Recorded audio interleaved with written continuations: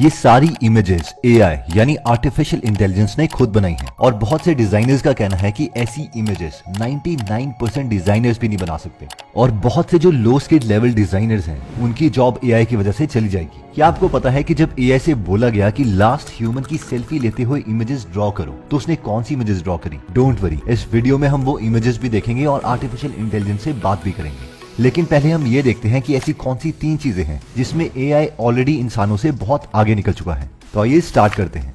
सबसे पहली चीज आती है इन बायोलॉजी। जस्ट इमेजिन कि आपको यूरिन इन्फेक्शन हुआ है जिसके लिए आप एक टेस्ट करवाते हैं यूरिन कल्चर। 2 दिन बाद रिपोर्ट आती है और पता चलता है कि यूरिन कल्चर में एक बैक्टीरिया निकला है ई कोलाई, जो कि माइक्रोस्कोप के अंदर कुछ ऐसा दिखता है। आपको लगता है कि हाँ कोई बड़ी बात नहीं है, एक एंटीबायोटिक मेडिसिन खाऊंगा और ये एंटीबायोटिक इस बैक्टीरिया को मार देगी। आपको पता है कि रिपोर्ट के नीचे एंटीबायोटिक की लिस्ट दी होती है। जिस एंटीबायोटिक के आगे सेंसिटिव लिखा है इसका मतलब है कि वो एंटीबायोटिक आपके यूरिन में जो बैक्टीरिया है उसे मार देगी। जिस एंटीबायोटिक के आगे रेजिस्टेंट लिखा है यानी वो एंटीबायोटिक आपके यूरिन के बैक्टीरिया को नहीं मार सकती। नॉर्मली रिपोर्ट ऐसी दिखती है, कई एंटीबायोटिक्स के आगे सेंसिटिव होता है और कई रेजिस्टेंट, लेकिन आपके केस में हर एंटीबायोटिक के आगे रेजिस्टेंट लिखा आ जाता है, यानी दुनिया की कोई भी एंटीबायोटिक आपके यूरिन के इन्फेक्शन को खत्म नहीं कर सकती। अब ये छोटा सा इन्फेक्शन आपके लिए इतना छोटा भी नहीं रहा, अब आपको टेंशन होने लगती है। अब आप सोच रहे होंगे कि ये रिसर्चर्स कुछ करते क्यों नहीं आपको बचाने के लिए, लेकिन ये बेचारे कर रहे हैं। इनके पास 2 ऑप्शंस हैं। ऑप्शन 1,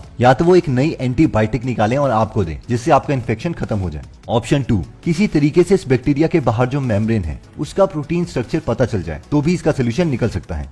लेकिन क्या आपको पता है कि एक प्रोटीन के स्ट्रक्चर को निकालने के लिए कई बार 5 साल लग जाते हैं। Exactly, you heard it right. अगर कोई स्टूडेंट पीएचडी कर रहा है तो उसकी 5 साल की पीएचडी में वो बस एक प्रोटीन का स्ट्रक्चर ही पता कर सकता है। लेकिन अब सवाल आता है कि आपको बचाया कैसे जाए। एक तरीका है, अगर कोई एआई आपकी मदद कर दे तो हम किसको बोलें? ओके, तो हम गूगल के एआई कंपनी डीप माइंड को बोलते हैं आपको बचाने के लिए, क्योंकि उन्होंने एक एआई बनाया था जिसका नाम था अल्फाफोल्ड, जो प्रोटीन का स्ट्रक्चर बता सकता है। ओके, तो आपके लिए मैं इसे बोल देता हूँ एआई। डोंट वरी सर, ये तो बहुत इजी है। मैंने यूनिवर्स में जितने भी 200 मिलियन प्लस प्रोटीन स्ट्रक्चर थे सबके 3D स्ट्रक्चर निकाल दिए हैं। अब आप इसे गूगल की तरह सर्च कर सकते हैं और जिस प्रोटीन का स्ट्रक्चर चाहिए वो पता कर सकते हैं। ये लो, यहाँ पर कोई भी प्रोटीन स्ट्रक्चर फाइंड कर लो। ओके, तो रिसर्चर यहाँ पर जाते हैं और ई कोलाई टाइप करते हैं जो आपके यूरिन में बैक्टीरिया आया था, जिसे रिसर्चर जूम करके देखते हैं और फाइनली आपके इन्फेक्शन के लिए सोल्यूशन निकाल लेते हैं और आप ठीक हो जाते हैं। अब इस स्टोरी से थोड़ा बाहर आते हैं। ये स्टोरी ऑब्वियसली थोड़ी एग्जैजरेटेड है, लेकिन ये प्रॉब्लम रियल है। और हाँ,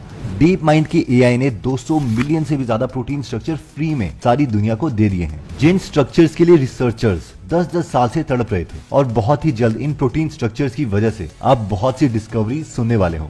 डीप माइंड का कहना है कि शुरू में हम अपने मॉडल्स गेम में टेस्ट कर रहे थे और हम सब में बहुत अच्छे भी हुए, लेकिन इस प्रोटीन स्ट्रक्चर के ब्रेक थ्रू के बाद हमारा ज्यादा फोकस बायोलॉजी की साइड ही रहेगा। हम बहुत से डिजीजेस के क्योर निकालना चाहते हैं और ये पहली चीज है जिस चीज में ह्यूमंस एआई की बराबरी नहीं कर सकता। वैसे जो मेडिकल स्टूडेंट्स हैं वो जानते हैं कि इसके लिए डीप माइंड के एआई के लिए हमें उनको कितना ज्यादा थैंक्स बोलना चाहिए। मतलब क्या ही बोलूं आपको, 30-40 सालों से हमसे प्रोटीन स्ट्रक्चर बन ही नहीं रहे थे और इन्होंने क्रिसमस के एक दिन में ह्यूमन बॉडी के 20,000 प्रोटीन स्ट्रक्चर्स निकाल दिए और उसके बाद यूनिवर्स में 200 मिलियन से भी ज्यादा प्रोटीन स्ट्रक्चर फ्री में दे दिए। नेक्स्ट चीज जहां पर एआई ने फतेह हासिल की है वो है आर्ट। बहुत से टेक्स्ट टू इमेज एआई बन रहे हैं जिसमें आपको एक छोटा सा टेक्स्ट लिखना होता है और वो ऐसी इमेज आपको बना के देता है जो एक डिजाइनर भी नहीं दे सकता, जैसे कि गूगल का एआई इमेजिन या फिर इलॉन मस्क की इन्वेस्टेड कंपनी ओपन एआई का डॉली।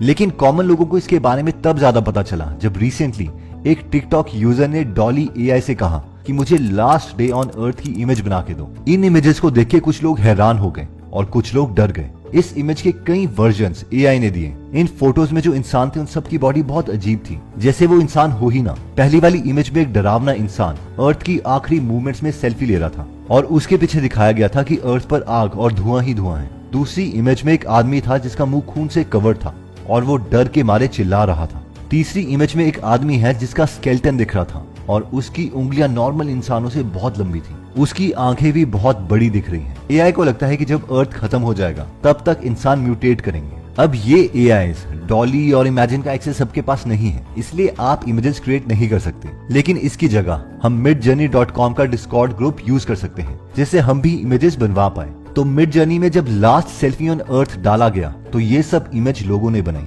midjourney.com की अगर कम्युनिटी पोस्ट देखोगे तो आपको ये सारी इमेजेस दिखाई देंगी। हर एक इमेज में आप देख सकते हो कि वो कितनी डिटेल है, और अगर आप डिजाइनर हो तो आप खुद से पूछो कि इन इमेजेस को बनाने के लिए आपको कितना टाइम लगेगा। ऑब्वियसली काफी ज्यादा, लेकिन इस एआई को सेकंड्स भी नहीं लगे। अगर आप midjourney.com में जाते हो तो आप ज्वाइन द बीटा पर क्लिक कर सकते हो। इसके बाद आप अपना यूजर नेम एंटर कर सकते हो जो आप चाहते हो, जिस नाम से बाकी यूजर्स आपको देखें। ये नॉर्मल ह्यूमन रोबोट का टेस्ट क्लियर करके फाइनली अपनी डेट ऑफ बर्थ डाल सकते हैं। उसके बाद ईमेल एड्रेस और पासवर्ड, और फाइनली आप इस डिस्कॉर्ड ग्रुप में एंटर कर जाओगे। अब ऑब्वियसली इस डिस्कॉर्ड ग्रुप में पेड वर्जन भी है और फ्री वर्जन भी है, लेकिन हम पहले फ्री वर्जन में जाएंगे। फ्री वर्जन यूज करने के लिए हमें लेफ्ट साइड में न्यूबीज वाले सेक्शन में आना पड़ेगा। अब हमें कोई भी इमेज बनाने के लिए /imagine लिखना है और उसके बाद प्रॉम्प्ट लिखना है। प्रॉम्प्ट का मतलब है कि हम इमेज कैसी चाहते हैं। फॉर एग्जाम्पल, अगर आपको घर चाहिए और आप घर मुझे डिस्क्राइब कर रहे हो तो आप कह सकते हो कि मुझे ऐसा घर चाहिए जिसके अंदर व्हाइट पेंट हो, आसपास घास हो, मॉड्यूलर किचन हो, एक्सेट्रा। तो ये प्रॉम्प्ट है, इसलिए इसमें भी हम इसी टाइप की डिटेल लिखेंगे। फॉर एग्जाम्पल मैं लिख देता हूँ pink colour Taj Mahal, photo realistic, 4K octane rendered, highly detailed, and enter का बटन प्रेस। अब ये एंटर करने के बाद हमें देखना पड़ेगा कि हमारा प्रॉम्प्ट कहाँ गया। अब क्योंकि ये फ्री वर्जन है तो बहुत से लोग इसे यूज कर रहे हैं, इसलिए हमें स्क्रॉल करके अपना खुद का प्रॉम्प्ट ढूंढना पड़ेगा। हम यहाँ देख सकते हैं कि यहाँ पर परसेंटेज इंक्रीज हो रही है, जिसका मतलब है कि ये एआई हमारी इमेजेस बना रहा है। ये टोटल हमें 4 वर्जन बना के देगा। फिर इन 4 वर्जन्स में से हमें जो भी ठीक लगता है हम U1, U2, U3 या U4 प्रेस करके उसकी डिटेल्ड इमेज निकलवा सकते हैं। फॉर एग्जाम्पल, ये पहली इमेज मुझे ठीक लग रही है तो मैं UI प्रेस कर सकता हूँ और अब ये इमेज को थोड़ा और क्लियर कर रहा है। और फाइनली ये रही हमारी इमेज। नॉट बैड, पर उतनी भी इंप्रेसिव नहीं है। हम औरों के प्रॉम्प्ट्स देख सकते हैं कि वो क्या लिख रहे हैं, ताकि हम अपनी इमेजेस को भी बेटर कर पाए। इसकी बहुत सी डॉक्यूमेंटेशन और ट्यूटोरियल्स ऑलरेडी अवेलेबल हैं। इसके बाद आता है लैंग्वेज मॉडल एआई। ये वो एआईज हैं जो हमसे बात कर सकते हैं और हमारी बातों को समझकर उससे कंक्लूजन निकाल सकते हैं। इनमें इंक्लूडेड है गूगल का एआई पाम, जिसका फुल फॉर्म है पाथवेज लैंग्वेज मॉडल, जो जोक्स को समझ सकता है और इवन की ये भी बता सकता है कि वो जोक फनी क्यों है। तो आइए इससे कुछ जोक्स पूछते हैं। जब आप भी ये जोक सुनो तो आप भी इवैल्यूएट करना कि आपको ये जोक कितने समझ आए। ओके, तो जोक ये है, मुझे 6 बजे स्टडी स्टार्ट करनी थी, लेकिन 10 मिनट के लिए मैंने गेम खेलना स्टार्ट कर दिया और 10 मिनट के बाद जब मैंने घड़ी देखी तो उसमें 9 बज चुके थे। ओके, तो ये जोक एक्सप्लेन करो। जोक ये है कि टाइम कितनी जल्दी पास हो जाता है अगर कोई मस्ती कर रहा होता है। इस इंसान को 6 PM पार पढ़ाई स्टार्ट करनी थी, लेकिन ये गेम में इतना खो गया कि जो उसको 10 मिनट लगे एक्चुअल में वो 3 आवर्स है। जोक 2, मैं अपनी फैमिली को मिलने के लिए 6 अप्रैल को जा रहा था। फिर मेरी माँ ने मुझसे कहा, वेरी गुड, आ जाओ, तुम्हारे स्टेप डैड की पोइट्री का फंक्शन भी उसी दिन है, इसलिए अब मैंने अपनी फ्लाइट की टिकट 7 अप्रैल को बुक कर दी है। ओके, तो इस जोक को एक्सप्लेन करो। इसमें जोक ये है कि इस इंसान की माँ चाहती है कि वो सब मिलके उसके स्टेप डैड की पोएट्री फंक्शन में जाए, लेकिन ये इंसान इस फंक्शन में नहीं जाना चाहता, इसीलिए उसने अपनी फ्लाइट की डेट पोस्टपोन कर दी। Next joke, war and peace book पढ़ने से मैं नहीं घबराता। एक बार मुझे अपने इंटर्न का कोड रिव्यू करने के लिए कहा गया था फाइनल डे पर। इस जोक को एक्सप्लेन करो। वॉर एंड पीस एक बहुत लंबी बुक है और इस बुक को पढ़ने में बहुत एफर्ट लगता है, जिससे ये बोर हो जाता है। लेकिन जिस दिन इसको अपने इंटर्न का कोड रिव्यू करना पड़ा तो ये और भी डर गया, क्योंकि कोड पढ़ने में वॉर एंड पीस बुक से ज्यादा एफर्ट लगता है। इसके बाद ओपन एआई का GPT-3 है, जिसमें 175 बिलियन पैरामीटर्स हैं। तो आइए इससे कुछ क्वेश्चंस पूछते हैं। क्या ह्यूमंस इमॉर्टल बन सकते हैं?